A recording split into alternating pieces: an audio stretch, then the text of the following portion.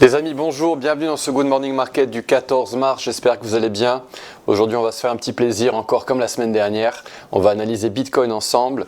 Alors, le S&P 500 hier a baissé de moins 0,19%, le Nasdaq de moins 0,83%. Ce matin, dans les contrats à terme, ces deux indices sont neutres. Le Nikkei, lui, dans la nuit, a progressé de 0,29%. On a les indices bien orientés à la hausse, comme je vous le dis souvent. Le S&P 500 est orienté vers les 5430 et les 5585. Et on a des contrats à terme du VIX qui descendraient jusqu'au niveau des 12, 11, voire 9,7. La semaine prochaine, on aura l'expiration des contrats à terme du VIX. On a le Nasdaq qui est dans notre boîte verte en H1. Donc, voyez la vidéo d'hier pour ça, si vous avez besoin d'infos. On a les indices européens qui sont très costauds. On a des petits biseaux haussiers dans le S&P, le Nasdaq et Bitcoin. Donc, ça pourrait être synonyme d'essoufflement sur le très court terme. On a une info hier, Janet Yellen, la secrétaire au Trésor américaine, a déclaré que c'était très improbable que l'on revoie des taux aussi bas qu'avant la pandémie, ce dont personne ne croit, car 75% des gérants sondés par Bank of America croient à une récession mondiale dans les 12 prochains mois, ce qui engendrerait une forte baisse des taux, et ça tout le monde l'anticipe à Wall Street. Bitcoin fait 1500 millionnaires de plus par jour, c'est une info de Bloomberg. Bitcoin, on va en parler un petit peu plus tard. Avant ça, on va parler du calendrier du jour.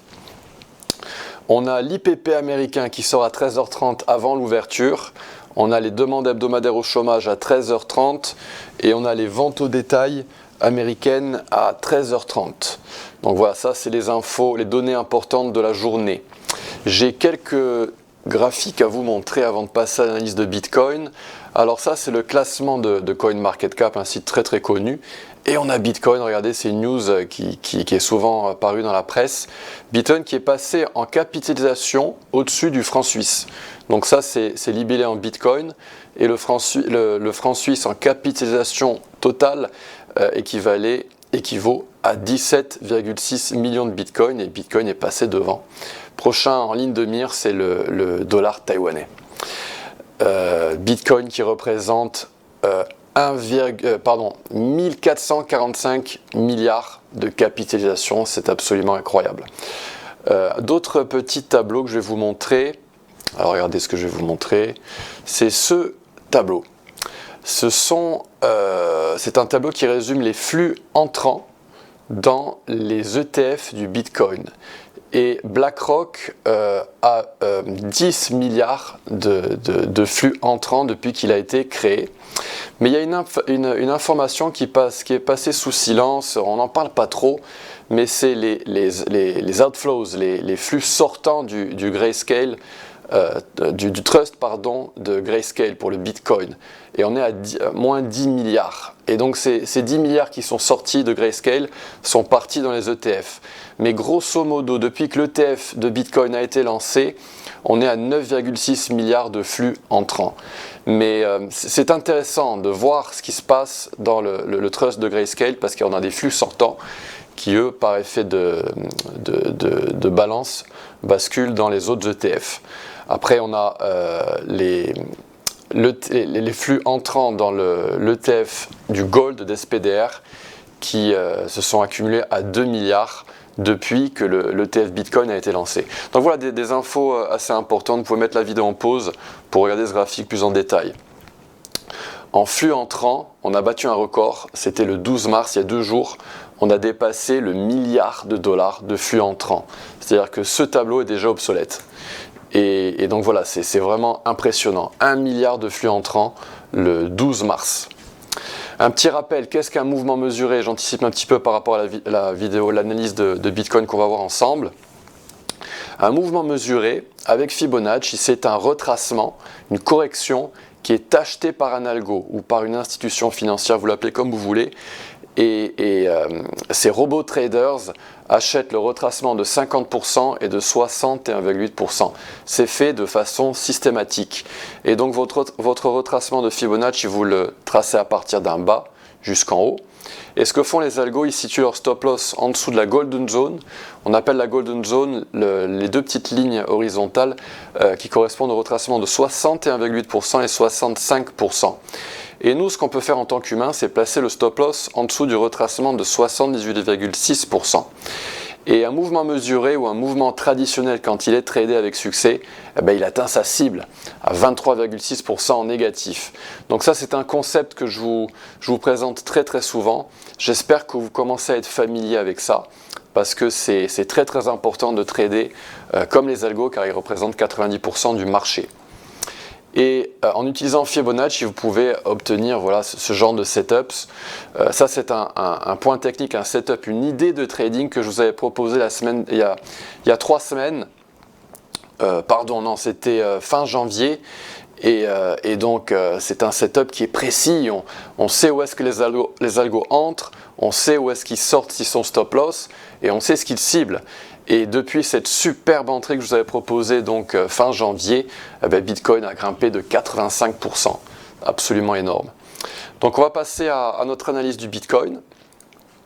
Je me mets en plein écran. Juste avant de passer à l'analyse, là on a le prix du Bitcoin comparé au prix d'NVIDIA.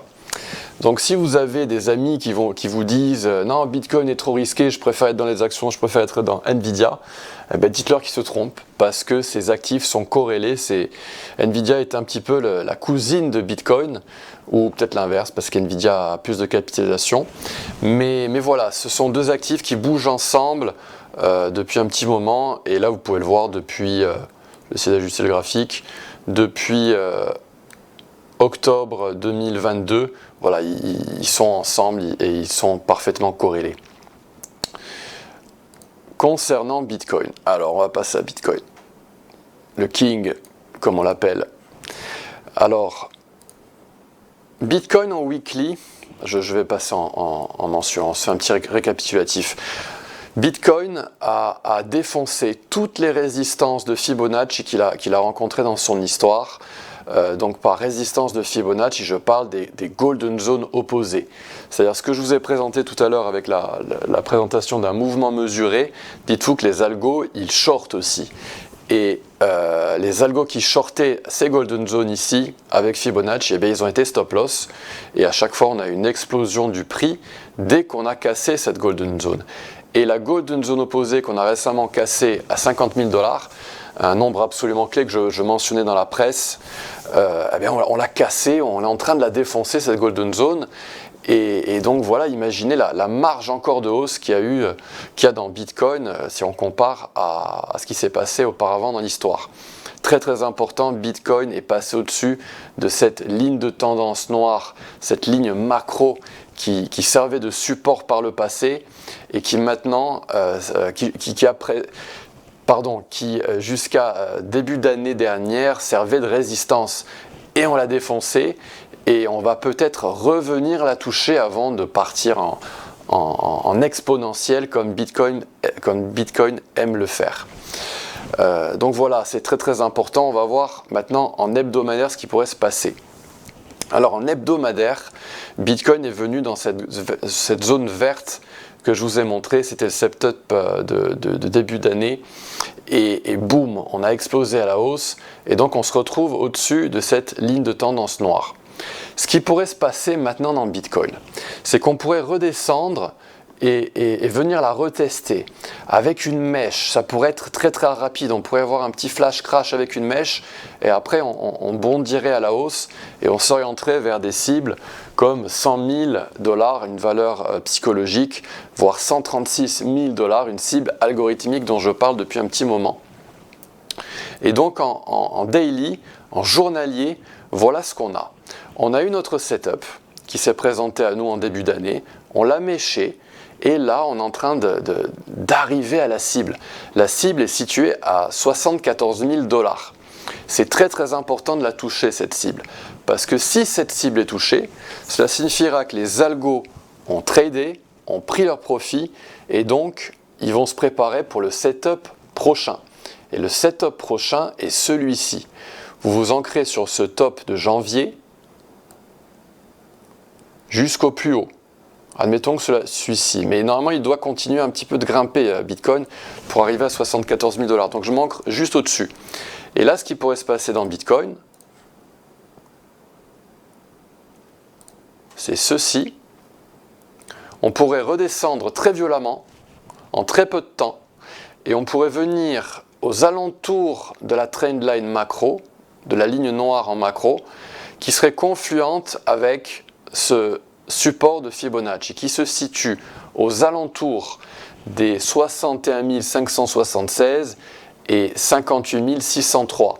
Il est possible que Bitcoin continue de monter, et dans ce cas, eh bien, on ancrerait notre retracement de Fibonacci juste au-dessus. Mais si jamais, par exemple, il s'arrêtait à 74 000, eh bien voilà à quoi on pourrait s'attendre. Une mèche dans les alentours de 61 500 et 58 500. Et donc là, ça représenterait la dernière opportunité d'investissement ou de trading, tout dépend sur quelle période vous tradez, avant la dernière phase de la bulle, la phase la plus rapide, la phase en exponentielle, qui pourrait nous amener à 100 000 $, voire 136 000 $. Voilà, c'est passionnant, Bitcoin est passionnant, et si cette vidéo vous a plu, merci de la partager sur internet, merci de la liker, et merci de nous suivre sur les réseaux, vous pouvez me trouver sous le nom d'Antoine XTB sur Instagram, sur LinkedIn et sur Twitter. Je vous donne rendez-vous à la semaine prochaine, chers amis, et je vous souhaite une excellente journée, au revoir.